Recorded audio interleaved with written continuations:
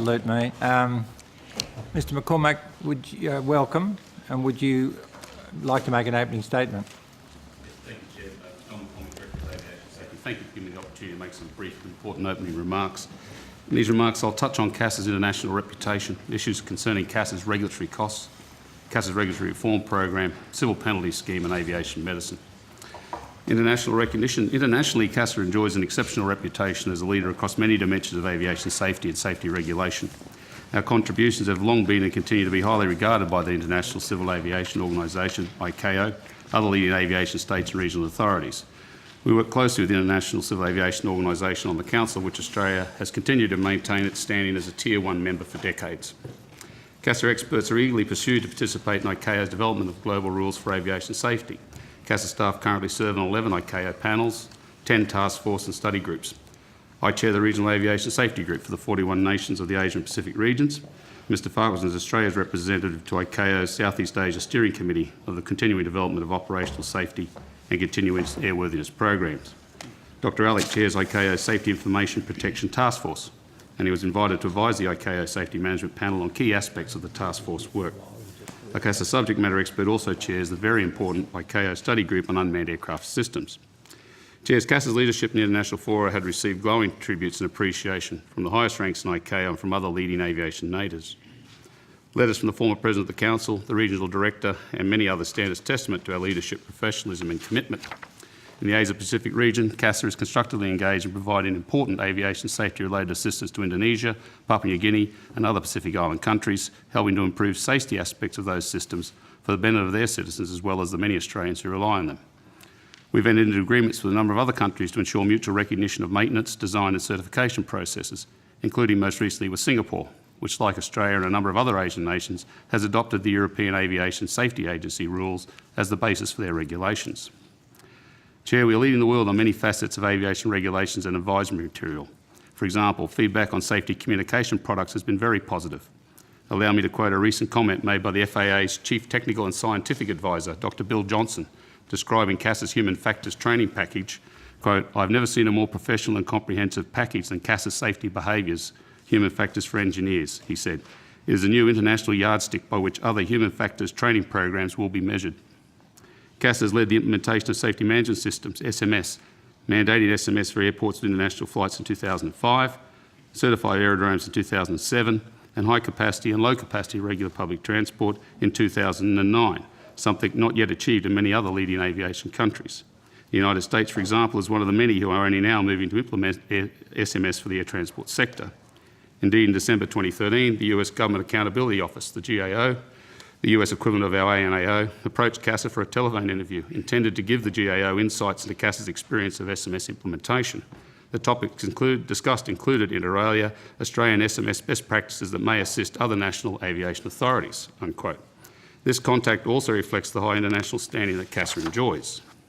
The new fatigue management regulations for pilots reflect the latest knowledge on the effects of fatigue and are in close accord with the International Civil Aviation Organisation's standards and recommended practices. According to the chairperson, Deborah Hersman of the US National Transportation Safety Board, Australian rules are quite advanced and are based on the scientific research into human performance limitations in ways other leading aviation nations, including our own, would do well to follow.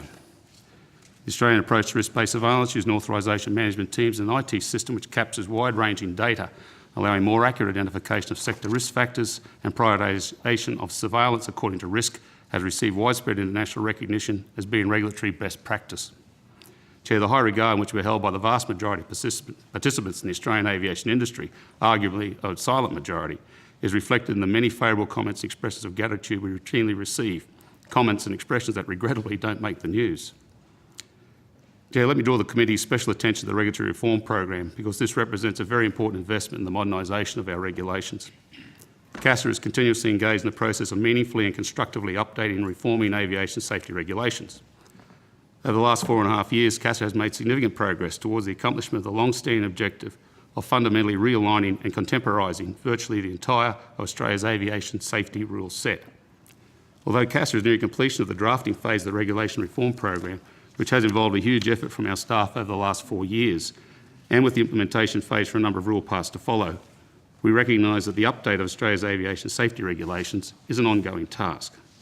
Currently, 42 parts have been made, 13 parts are in legal drafting at the Office of Parliamentary Counsel. Many of these are near finalisation, and 2 additional CASA parts remain under consideration by CASA. A more consistent, sophisticated, risk-based approach to audit and surveillance and a correspondingly mature commitment to compliance with outcome-based requirements of the safety legislation is not always embraced by some organisations and individuals accustomed to a less rigorous approach. Indeed, change of any kind, and especially significant change in a regulatory regime within which people have operated for many years, can be disconcerting. I recognise and appreciate this, and CASA is working hard to mitigate the sometimes problematic effects of necessary, if sometimes unavoidably challenging, regulatory reform.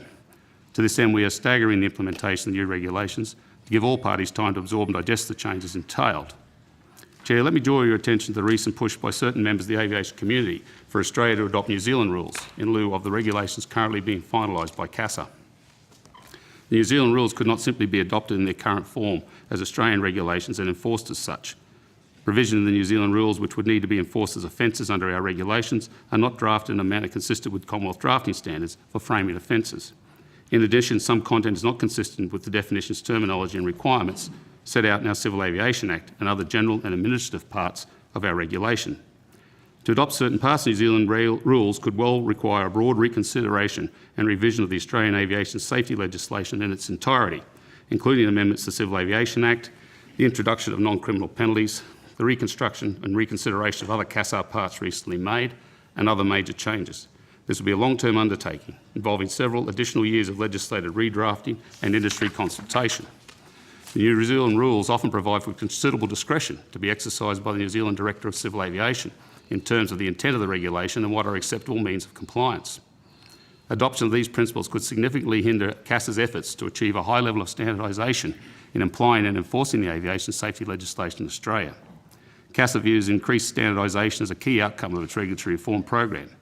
In some cases, this means less discretion being exercised by CASA officers and more certainty being provided directly in the regulations and standards.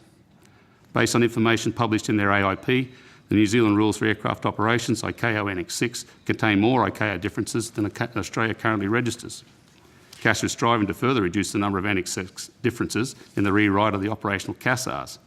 Adopting the New Zealand rules, at least as regards Annex 6, would appear to result in more ICAO differences than Australia would otherwise have to register if CASA were to proceed with the CASA operational parts currently being finalised.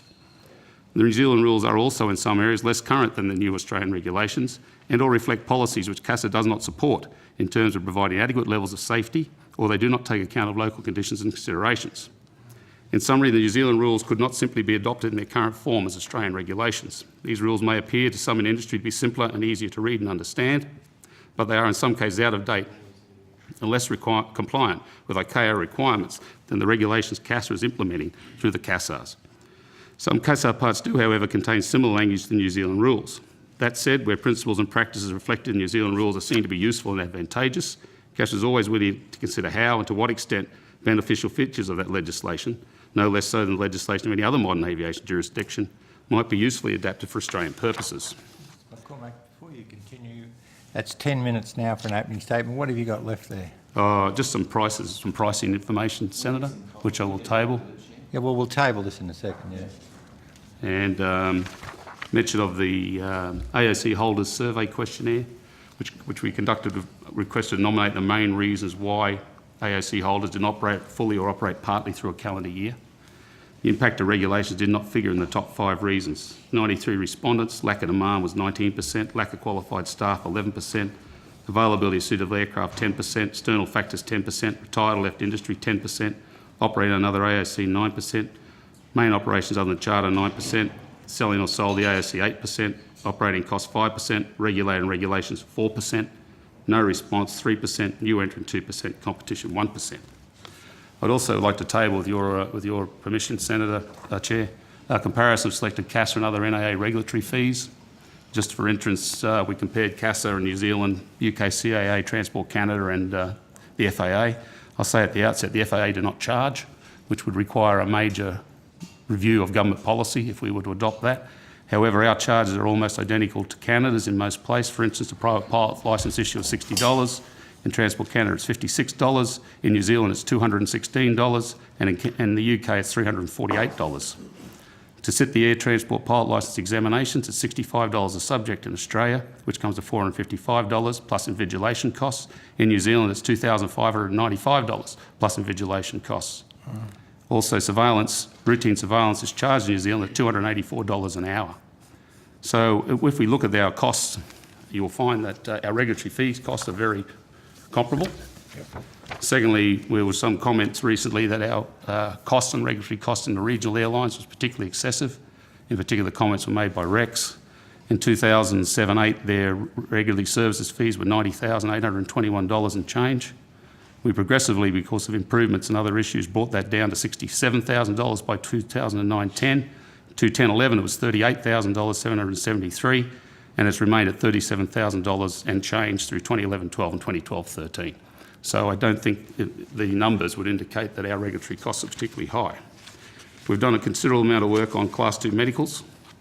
This is the private pilot licence medical, and I'm pleased to announce that in the first half of 2014 calendar year, obviously, we will be allowing DAMEs, the Designated Aviation Medical Examiners, to issue Class 2 medical licences. We also have a proposal which we have under discussion for some 2 years now to introduce civil penalties to replace the strict liability criminal offences, similar to what ASIC and others have. That scheme is ready to go, but up till now we have not had a regulatory agenda which has allowed us to get the amendments to the Civil Aviation Act on board, and the rest of it I'll table in some page comparisons. Thank you very much, Mr. McCormack. You'll table all that documentation. Certainly. Thank you, Chair, and All right. I'll obviously take questions.